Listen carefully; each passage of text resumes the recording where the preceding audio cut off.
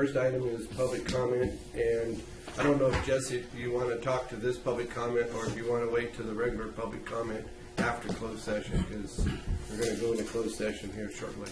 Oh.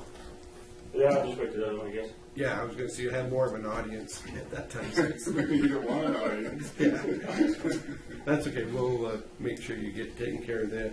Thank you. No other public comment. We'll go into closed session, and could we have the announcement of items for closed session? Yes, Mr. Chairman and members of the board. The only item that we will be meeting on in closed session today will be for an employee performance evaluation of myself, County Counsel Robert Burns. Okay. We need to rip you up, huh? Okay. With that, we'll go into closed session. Very good. You bet. Congratulations. To the flag of the United States of America and to the republic for which it stands, one nation, under God, indivisible, with liberty and justice for all. Almighty God, we pray this day for your ever-enduring guidance. We ask you to cloak us in wisdom and fortitude, that we may disperse our knowledge and facts intelligently among all of humanity of whom we serve. Amen. For those who are new to the boardroom, many, many years ago, actually 1992, Violet Stouter, our co-laureate, wrote the Supervisors' prayers. So it's kind of nice to use that from time to time. And she sends her greetings. She enjoyed her birthday this past weekend. Okay, with that, let's move on to items, announced items from closed session. Mr. I'll do it. You'll do it? Well, you weren't there. I've got notes. Yeah, I wrote them. Well, I thought Mr. Burns. I thought Mr. Burns could announce his own white smoke up the chimney. Would you take the hint? There was a motion by Mr. Pyle, a second by Mr. Alba, and a unanimous vote of the board for an excellent evaluation of myself, County Counsel Robert Burns. Thank you very much. I appreciate the opportunity to serve you. I would have to apologize for the length of the closed session. It was touch and go there for a while for Mr. Burns, but we're glad that he landed on his feet successfully. Congratulations. Thank you. Okay, we'll move on to agenda approval, additions, and/or deletions. Mr. Egan, do you have any? I have no changes. Any board member? I would request that we adjourn our meeting today in memory of Tracy Chris. We've heard one request. Is any other changes? If not, then we'll entertain a motion for approval of the agenda. So We have a motion by Mr. Alba, seconded by Mr. Hemphill. All those in favor say aye. Aye. Opposed? The motion is unanimous. We'll move now to public comment, and this is an opportunity for those in the audience to address the board on items not necessarily on the agenda. Keep in mind that all the agenda items are subject to public comment at the time on those topics. We have one request that has come in. You don't necessarily have to fill out a speaker card, but we'll take those first. So, Mr. Claypool. Good morning.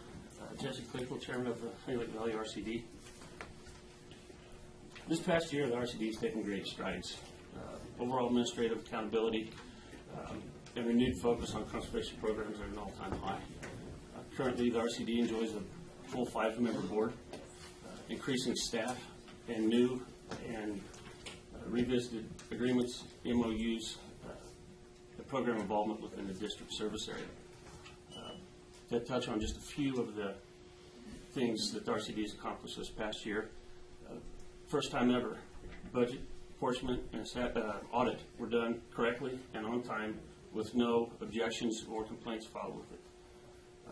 The budget 3 years ago, or the audit 3 years ago had 14 unsatisfactory findings. This year there were none. First time ever, the RCD is Tier 1 compliant with meeting laws according to the California RCD standards. That's never happened before.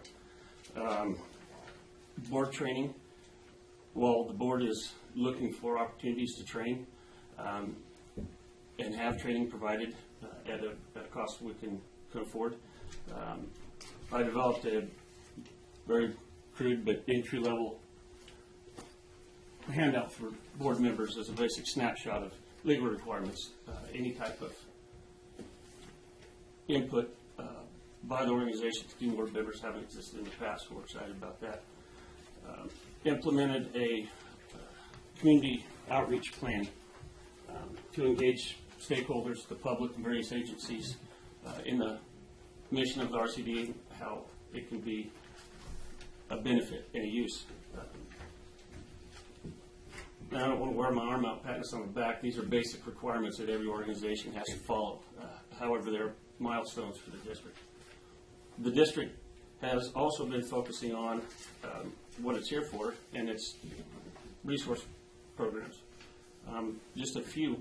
The Lassen Basin Integrated Regional Water Management Plan that the RCD was the lead agency on was approved for water projects and wastewater infrastructure improvements within the county, with an award of a $1.9 million grant that's coming into the county for those projects and automatically makes us eligible for Prop 1 funding.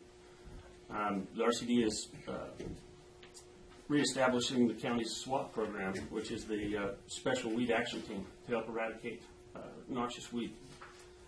That's died out and it's getting put back together. Through the implementation of the Diamond Mountain Meadow, Forest and Meadow Restoration Plan, there's over 1,000 acres of unnatural fuel loads been reduced in the escarpment between Janesville, Johnstonville, and Susanville that will aid in the reduction of catastrophic fire and help with fire crew access. We're implementing projects to work with CAL FIRE and using CAL FIRE crews to remove stage 1 juniper in the sage-grouse habitat areas. So there's a lot of resource projects being done, as well as overall infrastructure, I don't want to say rebuild, but establishment. So I just wanted to take the opportunity to update the board on the activities of the Conservation District this past year. Well, thank you, Mr. Claypool. That's actually exciting. I think exciting news for the board, given the history, recent history of the district and the functioning or non-functioning of it. That is extremely good that you've made the kind of progress. I know when the board appointed you as one of the various appointees, it was the expectation that strong leadership could be brought to maybe get them on the right path, and I think it shows that the board's confidence in you was well put. I really commend you. So thank you very much. That's great. Any comment from the board on that? No, thanks. It's not an agenda item, but thank you. Good Made news. big strides. Oh, man. Keep it up, too. Don't let it fall back. Do we have anyone else who would like to address the board under public comment? If not, then we'll move on to unagendized board reports. We'll start with you, Mr. Hammond. I have nothing. Okay, Mr. Hemphill. Just with the Transportation Commission meeting this morning. Yeah, Looking forward to getting something done there. making progress. Mr. Alba. Two things. One is I'll be attending the RCRC meeting down in Sacramento. I'll be leaving for that this evening. That'll be taking place tomorrow. And also, I know that there's a few people in here from the Big Valley area that was scheduled to have a meeting today up in Aden at 1:30. That has since been canceled because nobody from Modoc County can make it, and we have to have at least one person from Modoc County plus all of us be there to have a legal quorum. So nobody from Modoc can make it, so therefore we won't have a quorum, be an illegal meeting, so we have to postpone that at this time. And I know Richard is working on getting that rescheduled, so we'll try to have it. I think what we should do is leave it at this point instead of us trying to organize a meeting that as soon as somebody from Modoc County indicates they're available, then we try to structure around that. Put the ball in their court. And that is where it's at. Yeah. Right now. Okay, thank you. Anything else? And that's all I have. Okay, thank you, Mr. Pyle. Okay, nothing, I have nothing as well. So that'll move us on to our 10 o'clock time certain. We're close on the agenda, which is the recognition committee presentations. So who's going to be handling? Yeah. Carol. Geez, you did such a fine job last year. She could like speak to I'll let you do it. So is Terry Neely here today? Come forward. You're smiling in the audience. Come on up here. This is a certificate of recognition presented to Carrie Neely in appreciation of your 10 years of employment with the County of Lassen. We, the Lassen County Board of Supervisors, would like to take this opportunity to present you with the certificate and thank you for your time, efforts, and commitment. So, good job. Thank you for being part of the county team. And I think Carol's got let's do this so that she can, there we go. That way you can be in the newspaper. No. If you don't watch out, this guy will get a microphone. I want to be the newspaper. I'd just like to say, I'm a county assessor, I'm a Carrie supervisor. I'd like to say it's been a pleasure having you with us for the last 10 years, Carrie, and you always bring a smiling face to the office, and very supportive and loyal to the office. I appreciate you. Thank you very much.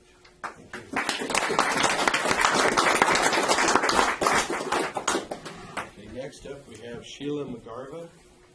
There she is. Sheila, we have also a certificate presented to Sheila McGarva in appreciation for your 15 years of employment with the County of Lassen. We, the Lassen County Board of Supervisors, would like to take this opportunity to present you and thank you for your time, effort, and commitment. So, good job.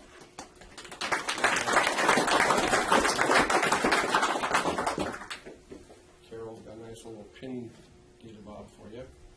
Good. We have her department. Yes, I'm Sheila's supervisor, and she's been with mental health, behavioral health department since she started with the county, promoting up, becoming a fiscal officer 5 years ago this month. I just looked at that one. Wow, it's been 5 years. I couldn't run my department without her. Her knowledge, her experience, I just couldn't make it without her. When I'm gone, she's in charge. Well, in Lassen County, when in doubt, leave it to a McGarva. There's always one There's always one somewhere.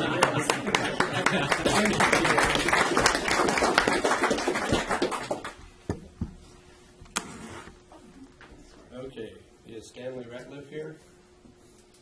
This is from... He's not. Well, why don't you come up here and you can accept this on his behalf. Why don't you tell us a little bit about Stanley after we read this here. This is a certificate presented to Stanley Ratliff in appreciation of his 25 years of employment with the County of Lassen. We, the Lassen County Board of Supervisors, would like to take this opportunity to present him with this certificate, thanking him for his time, efforts, and commitment. So if you can pass this on to that would be great. And maybe get some Velcro and he can stick his fancy pencil on his piece of equipment or whatever. Want to tell us about Stan's our road foreman, District 5, Ravendale area. Does a wonderful job up there. We basically don't hear much from him. He takes care of things up there. He's got, of course, a real rural area. Lots of dirt roads, gravel roads to take care of. Very glad to have him. Excellent. Thank you.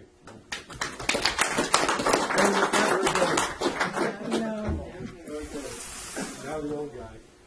Yeah, old The old guy, yeah. 40 years there. Close. All right. This is in certificate of recognition to James Chapman. In appreciation for your 35 years of employment with the County of Lassen, we, the Lassen County Board of Supervisors, would like to take this opportunity to present you with this certificate of recognition and thank you for your time, efforts, commitment, and commentary.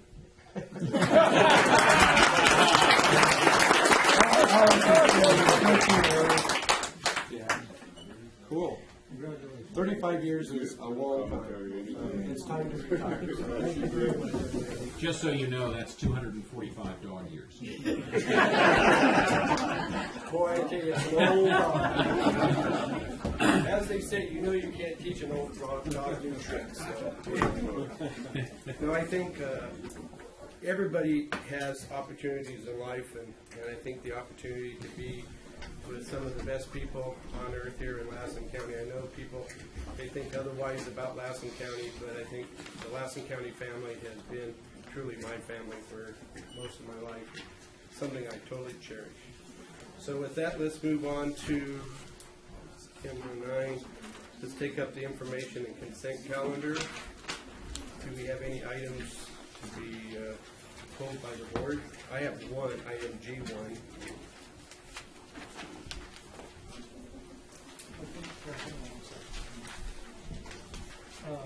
G3. G3, okay.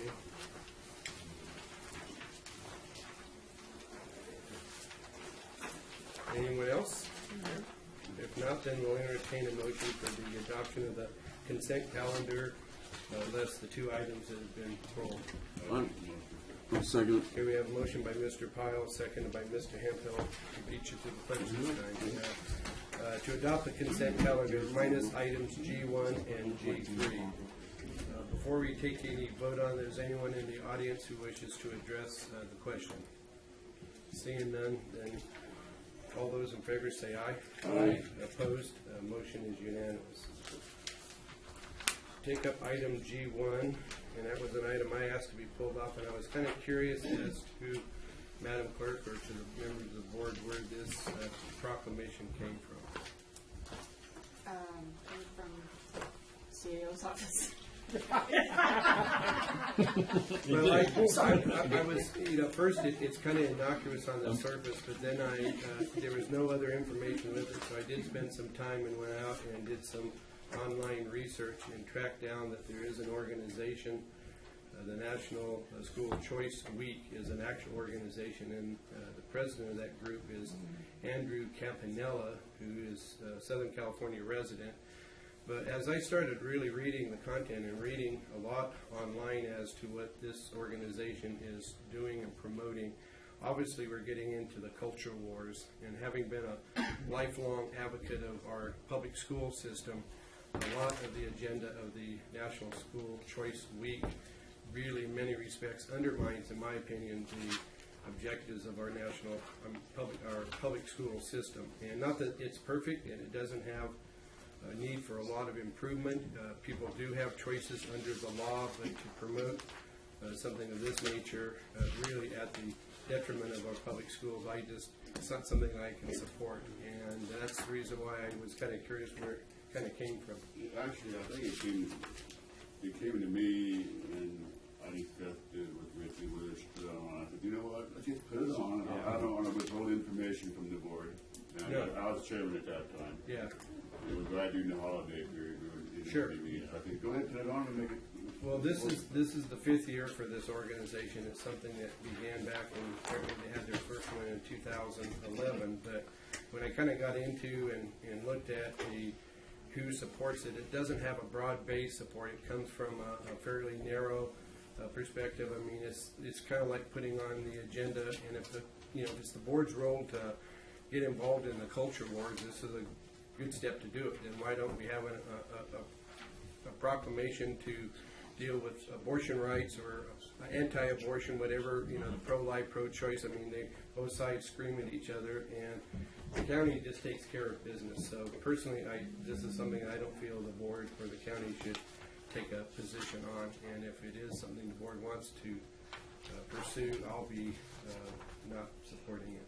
Yeah, all right. I mean, that's all we have is one. Yeah, and that was what was kind of odd is that usually when you get these, you get a lot of information. We have a lot of our local nonprofits and community-based groups that bring stuff that we're, as a community, engaged and involved in. But this is Basically, all it says is you support education and your choice. well, it's promoting. It's not at all supportive, even though it claims it promotes all choices of education, including public education. When you read their stuff, I can tell you right now, it's not a pro-public education. When you read other more brief material other than this. Yeah, other than that. On the surface, this looks benign, but when you get into what it's about,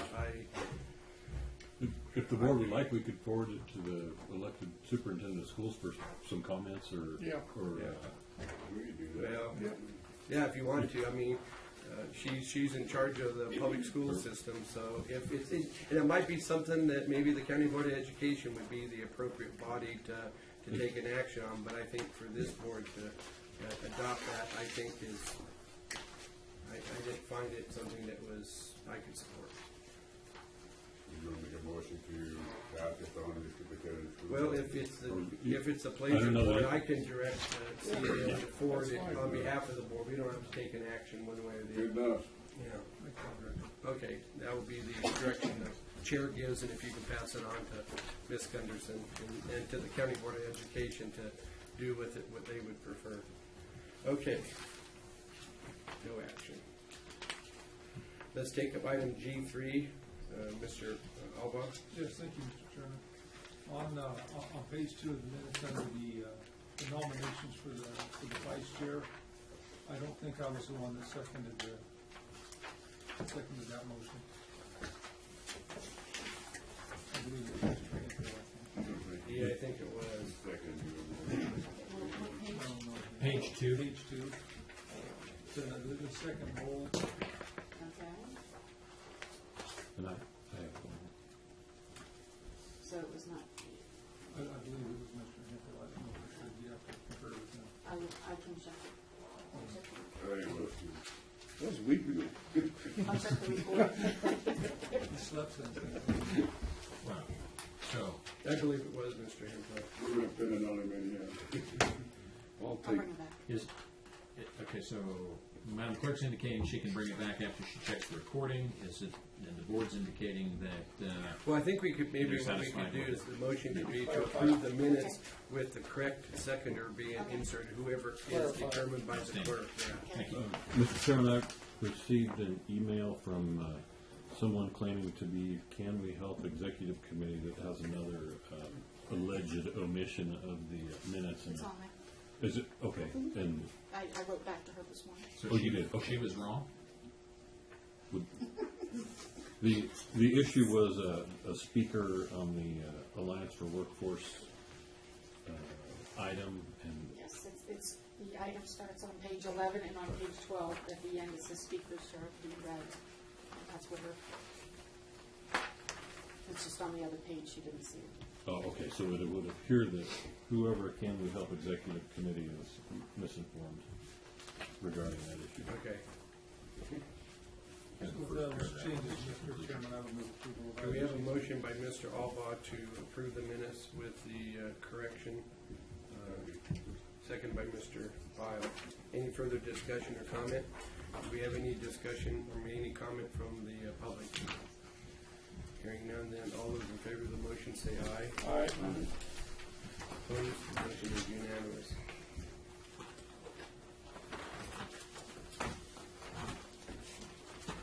That would bring us to 10:15, so let's go back to our time certain item C1, which is a public hearing.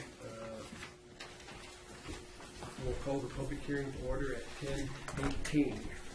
Mr. Chairman. Mr. Burns, would you like to present the staff report? Thank you.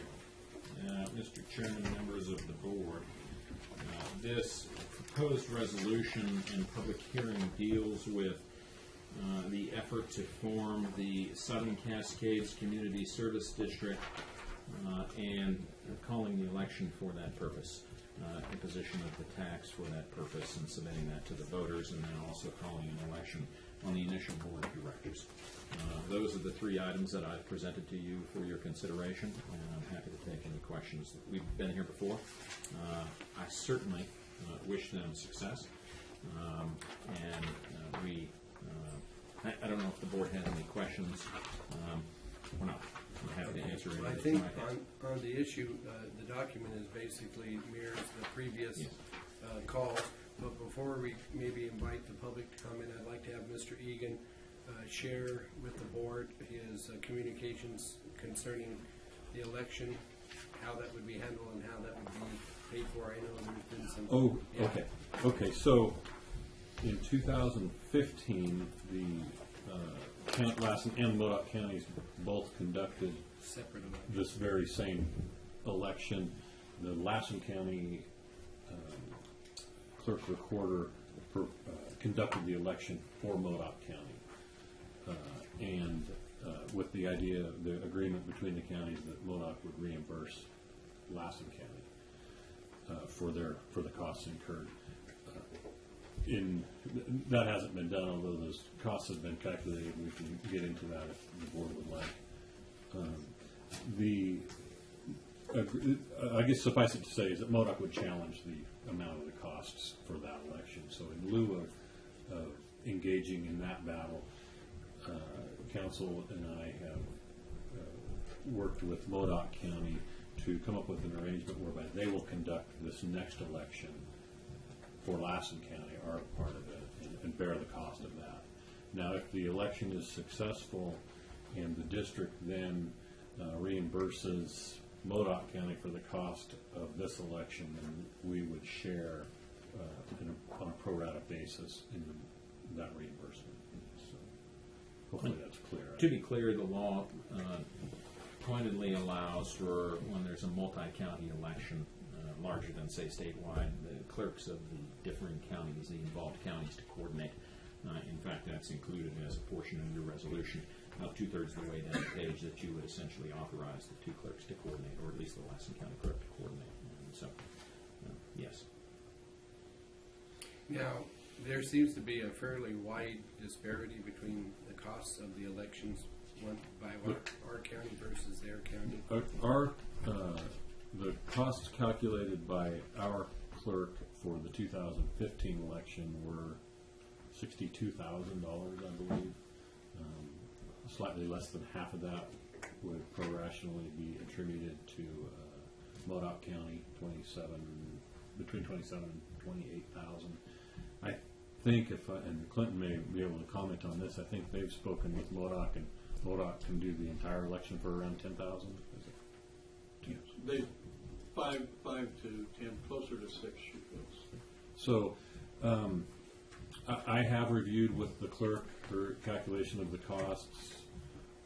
They are obviously almost entirely salary and benefits costs, and they include roughly half of the county clerk's time for a 6-month period, half of another staff member's time for a 6-month period, and various other costs. So,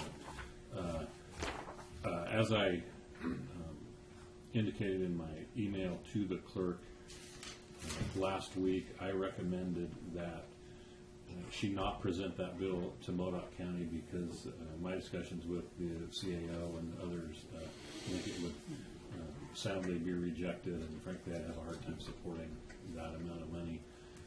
And I think it's better to approach this with them conducting the other election. And then, after you take the personnel time out, what are the material costs? Was that broken down by the? It was broken down. They're only a few $1,000. And it may be that's what Modoc County is not billing for the personnel time, but just the materials out of pocket expense. I don't know. Yeah.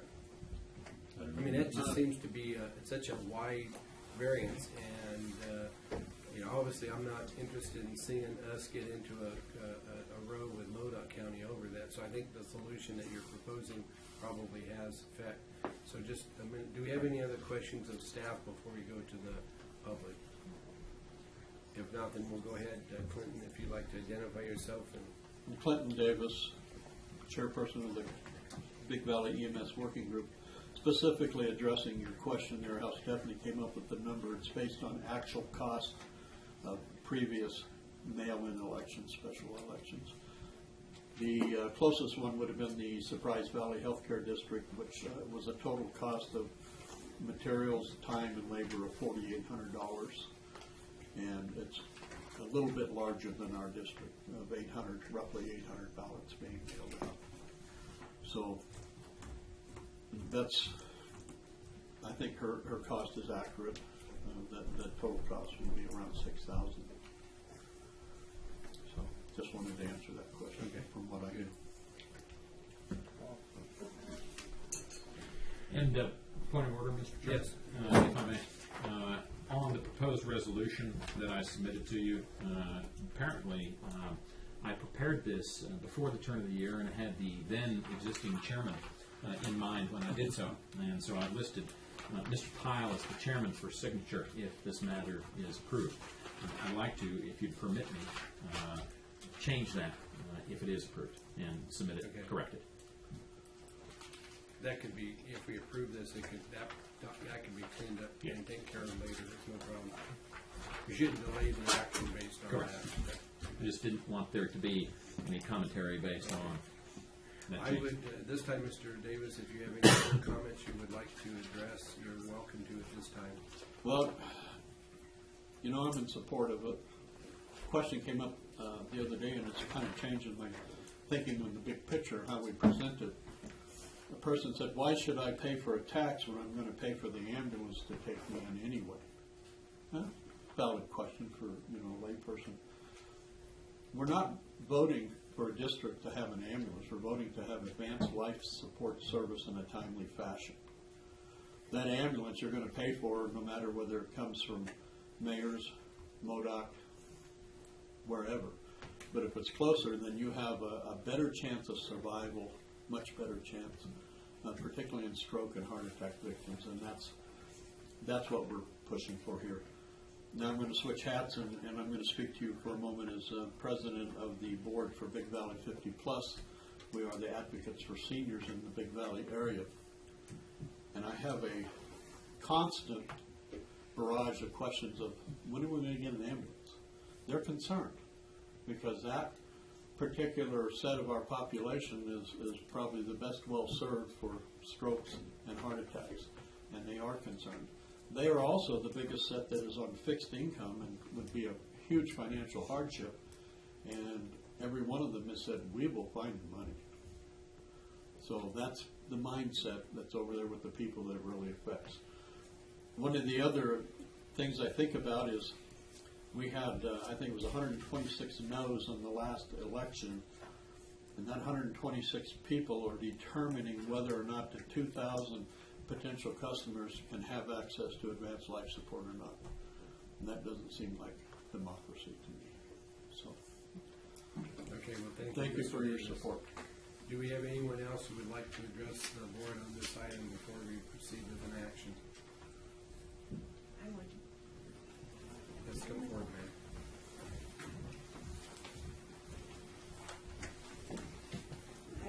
I'm Jean Lenderson. I'm an RN from that area.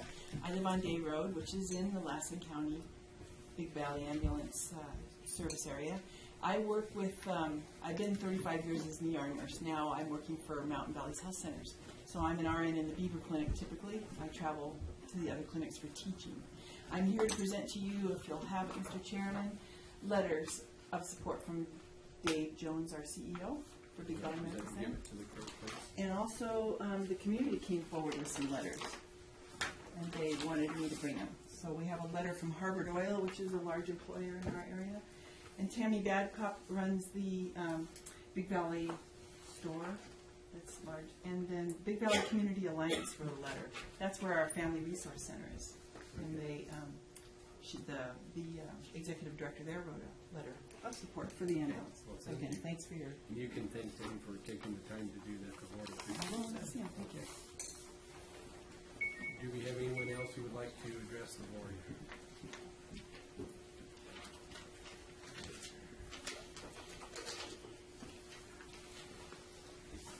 Good morning. I'm Ann Lusk, and longtime ongoing member of the Big Valley EMS Working Group. You have information, letters from people that are in support of the reestablishment of the ambulance service. I have a little different perspective. I have a tenant that is an absentee owner of a large hay ranch in our area. He also leases my land. In a conversation that I had with him last week, he wanted to know how our efforts were going to get an ambulance. And he is very concerned about a lack of close ambulance service. And he is very much in favor of having this service, even though he does not live in the area and cannot vote. He wanted to express his support. He thought that the tax was minimal from his standpoint for what it would gain for his employees. He's a responsible employer. He has a large painting contracting business in the Sonoma County area. He does look after his employees. That's one of his major concerns. Another one has to do with economics as a businessman. He's looking at the Big Valley area, and as he is a landowner there and also in Cat Creek, he is concerned about the lack of an ambulance being a detriment as far as land values are concerned. So that's a perspective from a person that does not live in the area but is concerned about what he feels is a need of an ambulance, and he wanted me to express that to you. His name is Craig Hermsmeyer, and he said his regards to you, Aaron. And thank you very much for listening. Thank you, Ms. Lassen. Do we have anyone else who would like to address the board under public comment on this item?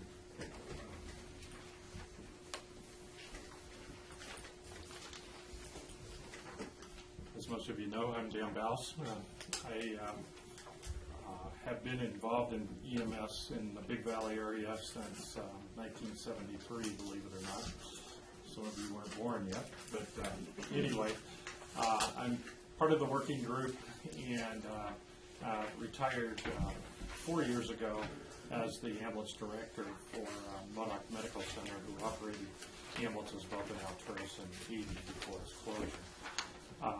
The other group that I'm representing today, just to go a little bit further in terms of the financing of this election, the Big Valley Endowment Foundation will be forwarding a letter to you over our board chair's signature, Brian Garrick, as many of you know, Brian, that is committed to paying for this election in the event of its failure. So if the election is successful, which is our total intent, obviously, then obviously the district would pick up the cost of the election this time around. But because we have failed in the past, we feel like it is our obligation in the community to pay for these costs, and so the Endowment Foundation will pick up the cost of the election as Modoc presents it to us. And that letter I will get to you folks so you have documentation in your file in terms of the cost. I think I'm the last one to speak, so I just like to sum up with a couple of statistics. We've been without an ambulance now since June of 2013. 7 people have died within the response area that was originally Eden's, waiting for an ambulance since that date. We have had 3 this year. We had realized, if we realized that your public hearing was today and a couple of weeks ago, we would have had Dr. Rudnick, who is the medical director for NorCal EMS, which regulates the EMS system in both Modoc and Lassen County, here to talk to you about the general impacts of not having an ambulance that is responding timely and the result of these deaths. He will be in Alturas next week to testify in front of our public hearing up there. But I'll just leave you with that. We believe it is a crisis. We believe there are serious issues with the EMS, inadequacy of the EMS system in our area, but it even transcends that. We have huge problems out in the Madeline area. You folks down here might not be aware of it, but Surprise Valley, and including the lower end, that is Lassen County, went without an ambulance service for 5 days during the holidays. No ambulance service there at all. So we're in crisis in the outskirts of our both Modoc and Lassen counties in terms of EMS. And I just hope that along with what I know is already full plate, that this gets some attention at the county level, because it is really serious. When you think about the folks down there in Eagleville, that the closest medical assistance they get may be coming from Gerlach, Nevada, folks, we have a problem, and we need to start dealing with that problem. Thank you. Thank you. Dale, I think you do have our attention. I think the board has been very concerned about this, and obviously we look at it from the people who live in the proposed area, and that's the direct impact. But we don't want to lose sight of the fact that a lot of people travel through that area as they're headed north into Oregon, or from Oregon coming down into California. So those of us who travel through the Big Valley area, as a matter of course, if anything was to happen, those folks are equally at risk, and even more so, because at least you folks know who your neighbors are and have a way of networking, but a person passing through as a stranger would be even more at a disadvantage. So I think it is a crisis that needs to be resolved, and I think the county has been very much engaged in trying to accommodate getting this, and hopefully this election will have the best results to date. So do we have anyone else in the audience who has a comment to make? If not, we'll bring it back to the board for consideration or action. Mr. Alba. Yes, thank you, Mr. Chairman. I mean, we do need an ambulance.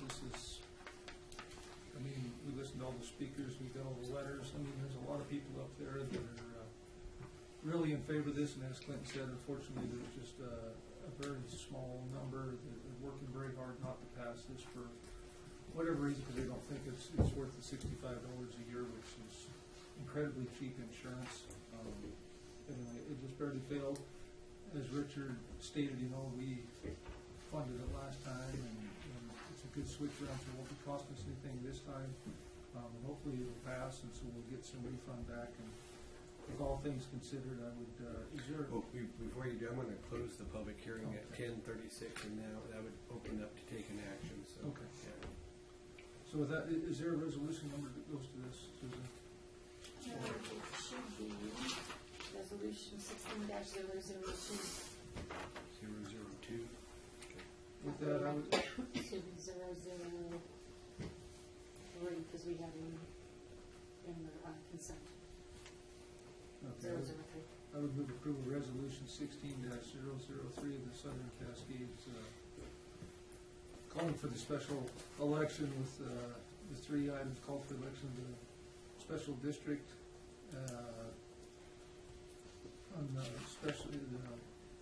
call the election to submit to voters a question of the imposition of a special tax to fund the CSD, and the call for the election of the initial board of directors, and to also to change the title of the chairman.